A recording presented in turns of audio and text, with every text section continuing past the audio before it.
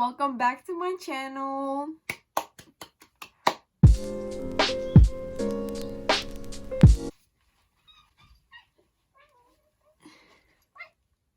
Cat. I am dressed up, glowed up, glammed up, jeweled up, because today we will be doing the first date book tag. It was created by Kate's Book Date. I will leave all the details down below along with the questions and bonus ones that I came up with, and it's gonna be really interesting. First question. The awkward first date. A book where something felt off. It wasn't a bad book, but lacked that spark for you. For this one, I'm gonna have to go with The Emerald Sea by Richelle Mead. This is part of one of her trilogies that she came up with years after Vampire Academy, and it basically follows these three girls who enter an academy, the Glittering Court, where they're taught how to be wives to rich people, and then they're taken to the new land where it's like a new country. It's like a revolutionary America. That's the setting that Richelle wrote. Each book is in their perspective. There's the first one, The Glittering Court, the second one, Midnight Jewel, and then this is the third one, The Emerald Sea. And this one was the one I was the most excited about. I thought it would be my favorite, but when I read it, it lacked that spark basically. It wasn't bad, but it wasn't my favorite out of the whole trilogy. The next question number 2, is The Cheap First Date, a book that turned out less than you expected. This book hurts to admit that I didn't like it. The Queen of Nothing by Holly Black. It is the final book in her Folk of the Air series. I read it in January. It was the first book I read in 2020, I think. I was reading it throughout New Year's Eve, I remember. I had to put it down like 5 minutes before the time turned, but it was very disappointing. I did not like it at all. I gave it, I think, 2.5 or 3 stars. It was a very low rating, especially because after The Wicked King, a book I gave 5 stars, I was expecting this to be the best finale ever, but it just wasn't. The things I was expecting, I did not have. The characters pissed me off in this one, but Holly Black announced that she will be releasing a cartoon book or a novella. I'm not sure which one it is yet, but it's coming out in November, and I'm so excited because hopefully it redeems some characters in that book. Question number 3, a well-prepared first date, better than expected. For this one, I'm gonna have to go with a contemporary novel. It's called Isla and the Happily Ever After by Stephanie Perkins, and this one is in another trilogy where again we follow 3 different point of views in each novel. So it has Anna and the French Kiss, Lola and the Boy Next Door, and Isla and the Happily Ever After. And I lent it to my sister, and she's currently reading it. I don't think she's finished. Yeah, I think she's halfway. This book, I thought that I wouldn't like as much as the other 2. It just, for me, it seemed like I would like the second one a lot more. But when I read this one, it was such a good experience. Looking back on it, I don't think I would have liked it as much because I think I remember some toxicity in the relationship. I was very young when I read it, so I didn't know any better. But hopefully I'll get to reread it in the future, and I'll be able to distinguish between the difference of a healthy relationship and an unhealthy one. The thing that I enjoyed the most was the ending. It's not a spoiler, but the ending includes, like, it's mentioning art and a graphic novel, and the way the author describes it made me think that I was actually seeing images. As an artist myself, I just really enjoyed that aspect. Question number 4, hot but dumb. Pretty book, not so hot on the inside. For this one, it was, I don't even have the physical book anymore because I just didn't like it at all. It's called Onyx and Ivory. I forget the author. Back then, I wasn't the best judge of books yet. Since then, I've learned how to base my opinions on some things, and this book was not good at all. The love interest was toxic. It was a forced relationship a bit. Like, the author was trying to give them chemistry that just wasn't there. The ending was just like, why? The love interest, just like, after reading what happened with him, I was just like, nope. Question number 5 is Blind Date, a book you picked up not knowing anything about it. Caraval by Stephanie Garber. First of all, look at this beauty. Amazing. Such an amazing cover. Everyone and their moms were raving about this book once upon a time, but I never thought I would be interested in reading it. A couple of months ago, during my year 11 exams, I picked it up and I read it in like one day. Like, I was reading it before my exam. I went to my exam, I came out and I kept reading it. I think everyone should go in this book not knowing much about it, because from the first chapter I was like, what the hell is going on? What are these characters doing? But then everything solves itself out and it was an amazing experience. I cannot wait to read the other books. Question number 6 is speed dating. And I don't know what speed dating is. Is that like where you go on a date with someone and then you go on a date with someone else? Or is that just in texting? I don't know, I'm a baby. Speed dating is a book you read really fast. I do tend to read books fast if I'm like really into them. I can read them in one sitting or I can read them in one day, depending on the writing, the characters, how much I like it. So there's been a lot, but the number one that comes to mind is the Selection series by Kiera Cass. There's 7 books counting the novellas, and I read all of them in one day each, or even less than that. I remember like I think it only took me 5 or 6 days to read them. Everyone hates this series, but it's honestly so entertaining. It's literally The Bachelor in the future, in a futuristic dystopian America. All these girls participate in a competition to win the king's heart, and if they do, they become the new queen. And we follow our main character, America, who does not want to compete in it. But when she wins and she goes to the palace, she has to compete with the other participants who also won a space in the palace. I really want to reread it soon because I forgot everything about it, because when I read really fast, I forget most of the details. Question number 7, The Rebound.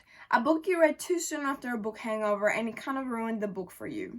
For this one, I have a lot of answers and I have a lot of books that I can use as examples, but the most devastating one to me is A Code of Mist and Fury by Sarah J. Maas. I've read this book 3 times and I absolutely love it. It's one of my favorite books. I've even like defaced. I had planned to reread it this year, and I did in the beginning of May. But the 3rd time reading A Court of Thorns and Roses, I enjoyed it so much more. So after that book, and after seeing things more clearly about some of the characters, I went into this book with some thoughts. So that ruined the whole experience, and now like I'm just depressed about it because I did not enjoy it as much this time. The 3rd time I read it in one day or in the span of 2 days. Because I read it so fast, my mind came to the conclusion that the story was also too fast-paced, and it kind of ruined the whole plot to me, because we do follow a victim of PTSD in this one, and she has nightmares. It starts off very, very dark. Because I read it so fast, I feel like her healing process was also really fast, and I hate that I feel like that, because I don't know if I'm right or if I'm wrong, and I'm definitely not being biased because I can admit some of the wrongs of this book, but because I read it so fast, I have no idea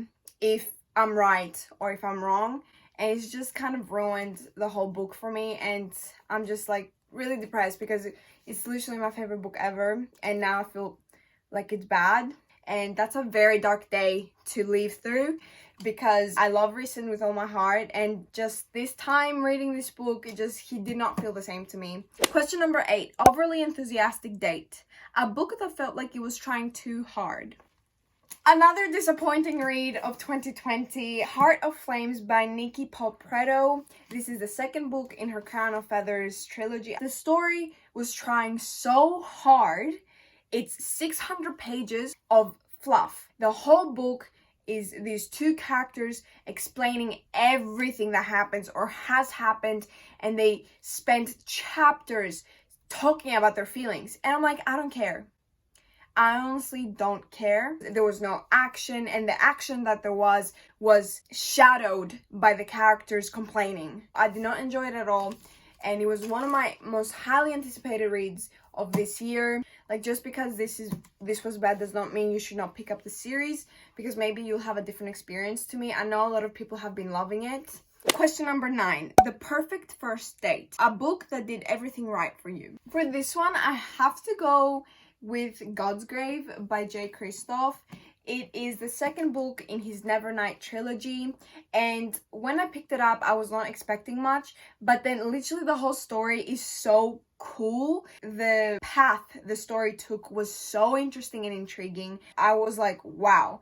After Nevernight, the first book, I didn't think that he would be able to pick up the series even more when the setting changes, but he did, and it's so good. This book leaves you with so many questions, but they're not bad questions. They're not the ones where you're not fulfilled. They're the ones that you know you're going to get answers to, but you enjoy the slow burn journey of getting to them. And it's so interesting. You guys should definitely pick this up. It's a book that's very, very heavy to get into because of the writing and the story. So make sure you read, trigger warning, before picking it up. I've met him, by the way. I live in Australia and he's an Australian author. So I met him in his book tour for Dark Dawn. He came to Melbourne and I met him in the city and he was so sweet. He signed all my books. He was so nice. We took a photo together. I'll put it here. He's so freaking tall. He was literally, I was looking at him like that. I was at the bookstore like hours before the event was going to start, but I saw him, like I was at the young adult section and I saw him walk past and I was like,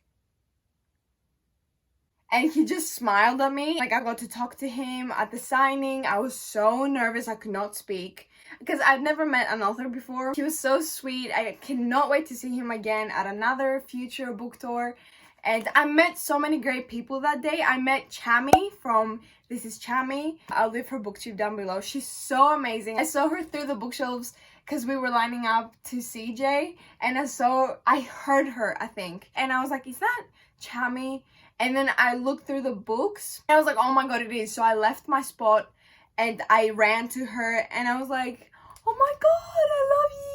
It was a fangirl moment. I also saw Piera. Oh my god, I cannot believe I forgot that. I also saw Piera Ford. She's literally the queen of Nevernight. She's the one that introduced me to the series. She has a little series where she has filmed, produced, written something about the Nevernight like production, and it's like a short like episode series on her channel. I'll leave that down below as well. And I met her and I got her to sign my Nevernight novel because she's the one that introduced me to the series, and it was such a fun night. Oh my god, back to the book tag. The last question from Kate's book tag is a humiliating first date. A book you're embarrassed to admit you liked / embarrassed to see reading in public for whatever reason. For this question, I do not have an answer because I am not the type of person who's embarrassed to enjoy something or read something, because I feel like that's such a stupid notion. You should not feel embarrassed about liking something unless it's harmful to people, like 50 Shades of Grey. But anyway, I do not feel embarrassed about liking things because it's just not who I am. So I do not have an answer for this. Now for my bonus questions, I think I have 2 or 3, but my first one, and I cannot believe this is not even in the book tag, but it's okay, I added it. My question is a date that went really well and he was really handsome. You need to pick a book that has a sexy cover. Strange the Dreamer by Laini Taylor. That is such a beautiful cover. It's like with gold foiling, and I've sprayed the edges which do not match the blue of the cover, and it's pissing me off, but it still looks really pretty if you don't look at it. But the cover itself looks really nice, and the orange one, the Muse of Nightmares, is also really nice, and it's just so pretty. Hottest couple on the block. My next question, which I also cannot believe was nowhere in the book tag, but for this question it's pick your favorite book boyfriend. Obviously I would pick recent, but I always pick him, so for this one I'll pick someone different, but it is Lorcan from the Throne of Glass series. I love Lorcan. He's like at the same level of recent, a bit, like he's a tad lower because I just don't think of him as much, but I love Lorcan. He's so amazing, especially in this book. I think I would date him if I had the chance, because my problem with boys is that I don't like them if they have a similar personality to me, because I'm just like, why would I want to date myself? But Lorcan is just so dark and moody, and like, for what? Like, he's so funny for that. I love him and Elide. They're such a cute couple and I love them. Next question is, pick a book with your favorite book girlfriend. For this one, I'm gonna have to go 100% with Anna Lightwood. That girl is...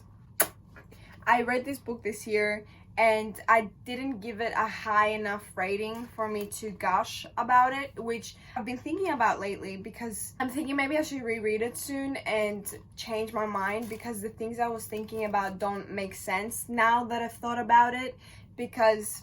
And that's a discussion for another time. Anna Lightwood from the Last Hour series is amazing. She's so beautiful, attractive. She has such a top energy. The short story with her in Ghost of the Shadow Market is literally my favorite short story ever. The way her coming out story was, with her parents' support, it meant everything to me. And in this book, she's amazing. I really hate that she's a side character in this. I really thought she would be a main one. And when I went into it, I was expecting her to still live with her parents, but then we find out she has her own apartment and she goes out partying and all that, and I'm just like, date me. I cannot wait to read the next book, for obvious reasons, the ending, but also Anna Lightwood, because I really hope she gets a main part in the story, that she will become a protagonist. So that's it for today's video. I hope you enjoyed. I hope you found something you're interested in picking up and reading. Let me know down below if you will pick up something or if you have read something, and we can discuss about it down in the comments. Also, let me know about any recommendations you have for me, what you think I will also enjoy, and I will see you next time, and you will see me next time. Goodbye.